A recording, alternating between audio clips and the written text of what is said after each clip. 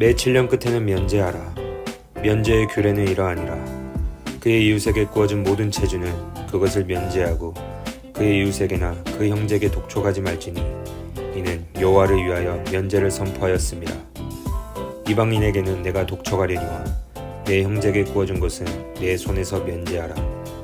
내가 만일 내 하나님 여호와의 말씀만 듣고 내가 오늘 내게 내리는 그 명령을 다 지켜 행하면 내 하나님 여호와께서 내게 기업으로 주신 땅에서 내가 반드시 복을 받으리니 너희 중에 가난한 자가 없으리라. 없음. 내 하나님 여호와께서 내게 허락하신 대로 내게 복을 주시리니 내가 여러 나라에 구워줄지라도 너는 꾸지 아니하겠고 내가 여러 나라를 통치할지라도 너는 통치를 당하지 아니하리라. 여러분은 혹시 러시아의 작곡가 스트라빈스키에 대해 들어보신 적이 있으신가요? 그는 어느 날 어려운 악상이 담긴 바이올린 곡을 작곡했다고 합니다. 하지만 그에게 곡을 받아 연습하던 바이올린 연주자가 몇 주간 동안의 노력에도 뜻한 대로 연주가 되지 않자 답답한 마음에 다시 한번 스트라빈스키를 찾아갔다고 하는데요. 그리고 그에게 이렇게 말했다고 합니다. 선생님, 저는 최선을 다했습니다. 그러나 곡이 너무 어려워서 도저히 이 곡을 연주하지 못하겠습니다. 이 곡은 어려운 정도가 아니라 연주 자체가 불가능합니다. 그 말을 들은 스트라빈스키는 이렇게 대답했다고 합니다. 이해합니다. 그러나 내가 원하는 것은 어떻게 해서든 연주해 보려고 애쓸 때 나오는 바로 그 소리입니다. 비록 곡을 완전히 연주하지 못하더라도 그 시간에 최선을 다하는 모습을 더 깊이 보았다는 이야기인데요. 그런데 이 일화를 통해서 어쩌면 하나님께서 우리에게 원하시는 모습이 바로 이러한 모습이 아닐까 하는 생각이 듭니다. 비록 말씀을 완벽하게 지켜내지 못하더라도 최선을 다해 하나님의 말씀을 지켜내고자 하는 아름다운 모습을 보일 때 하나님께서는 그 모습 자체를 기뻐 받으실 것입니다. 오늘 우리가 읽은 말씀은 면제년에 대한 내용으로 시작합니다. 하나님은 이렇게 명령하셨습니다. 매 7년 끝에는 면제하라. 면제한다는 것의 의미는 감면해주는 것, 감면하여 놓아주는 것을 의미합니다. 더 나아가 자신의 권리를 내려놓고 놓아주는 것이라고도 표현할 수 있겠는데요. 하나님은 매 7년 끝에 다른 이웃에게 구워준 것들을 면제해줄 것을 말씀하시면서 이 모습에 대해 매우 중요하게 생각하셨습니다. 그렇게 계속 반복해서 말씀하시는 것을 볼 수 있는데요. 오늘 본문 7절과 8절을 보게 되면 하나님은 다른 이들과 함께 할 때 스스로 소유하기 위해 애쓰기보다는 넉넉히 나누어 주기를 원하셨습니다. 또한 면제년이 가까워올 때 악한 생각이 아닌 형제에게 여러 부분에서 베풀라고 말씀하고 계시죠. 그렇다면 면제년이 무엇이기에 하나님께서는 이렇게 면제년에 대해 강조하셨을까요? 그 이유는 그것이 바로 하나님을 위한 것이기 때문입니다. 형제에게 베풀어주는 그 모습이 형제를 향한 것만이 아니라 하나님을 향한 것으로 여기셨기 때문입니다. 면제년을 지키는 것은 단지 채무를 가지고 있는 형제들에게만 기쁨이 되는 것이 아니라 하나님께 기쁨이 되는 것이며, 즉 형제의 채무를 면제해 줌으로써 하나님의 백성들 가운데에 곤란한 자와 궁핍한 자들이 생기지 않도록 보호할 수 있었기 때문입니다. 그렇다면 여기에서 우리는 하나님의 뜻이 무엇인지 분명하게 이해할 수 있게 됩니다. 하나님께서는 하나님의 백성들의 삶을 통하여 영광을 받으시며 하나님의 백성들의 삶을 통하여 그분의 통치를 실현해 가십니다. 하나님의 능력으로 물론 하실 수 있겠지만 하나님은 백성들의 삶을 통하여 그 통치를 나타내기를 원하셨습니다. 따라서 면제년은 그 통치 중에 하나의 모습을 보여주게 되는 규례이며, 면제년을 행함으로써 모든 사람들은 이웃에게 선을 베풀 뿐만 아니라 하나님께 영광을 올려드릴 수 있게 되는 것이죠. 하나님께서 우리의 삶을 중요하게 여기시는 이유가 바로 여기 있습니다. 우리의 삶은 하나님의 통치를 나타내는 통로가 되며, 더 나아가 하나님의 통치를 우리의 삶에 나타냄으로써 하나님께 영광을 올려드리며 하나님을 예배할 수 있게 되는 것이죠. 우리의 예배는 주일에 함께 모여 예배를 드리는 그곳에서 멈추지 않습니다. 우리의 모든 삶 가운데 하나님의 통치를 드러내는 모든 영역에서 하나님은 영광을 받으십니다. 이렇게 삶을 통하여 하나님께 영광을 올려드리는 모습은 오늘 말씀 안에 종을 대하는 모습에서도 나타나게 됩니다.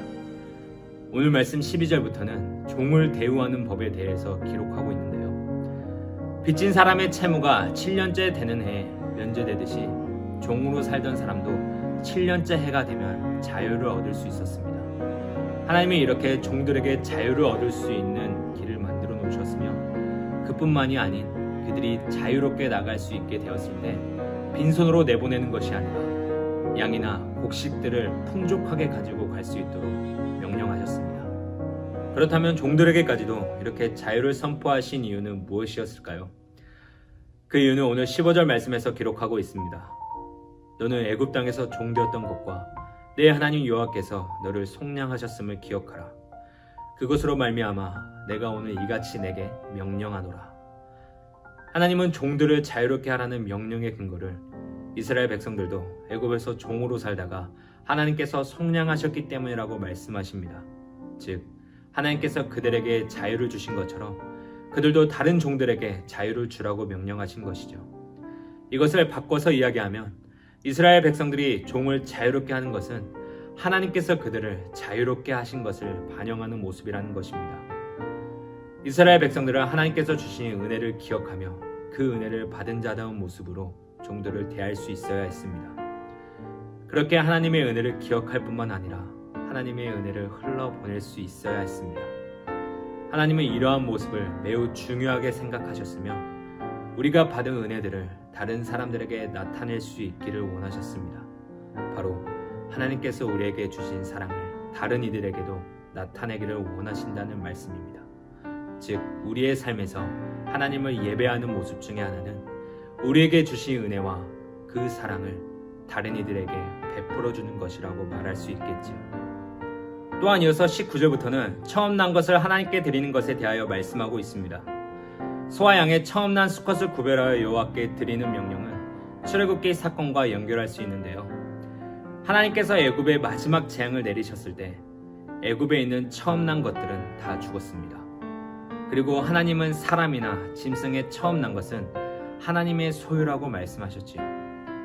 이처럼 하나님의 백성들은 소와 양의 처음 난 수컷을 하나님께 드려야 했습니다. 그리고 그렇게 하나님께 드린 것들은 하나님 앞에서 먹게 되지요. 이스라엘 백성들은 이 명령을 지키면서 당시의 출애굽 사건을 기억했을 것입니다. 하나님께서 그들을 애굽에서 구원하셨던 놀라운 사건을 기억하면서 처음 난 것들을 하나님께 가져갔을 것입니다. 그리고 예배자로서 하나님께 드린 제물을 다시 가정에서 나누었습니다. 하지만 그 제물에 흠이 있다면 제사에 합당한 것이 아니기 때문에 말씀에 기록한 대로 사람들과 함께 나누어 먹되 성중에 어떤 누구라도 함께 먹을 수 있도록 모였을 것입니다. 이처럼 처음 난 것을 드리라는 규례를 통해서 이스라엘 백성들은 하나님께서 주신 은혜를 기억하며 이웃과 함께 그 은혜를 나누었습니다. 그리고 오늘날 이러한 모습이 우리의 삶에도 나타나기를 하나님께서 원하고 계십니다. 비록 흠이 있어서 하나님께 드리지는 못해도 다른 일에 사용하거나 자신의 욕심을 채우기보다는 부정한 자라도 함께 먹을 수 있도록 나누라고 말씀하신 것. 특별히 출애굽의 은혜를 기억하는 사람들과 하나님의 구원에 감사하는 사람들은 더욱 그러하기를 원하셨던 것입니다.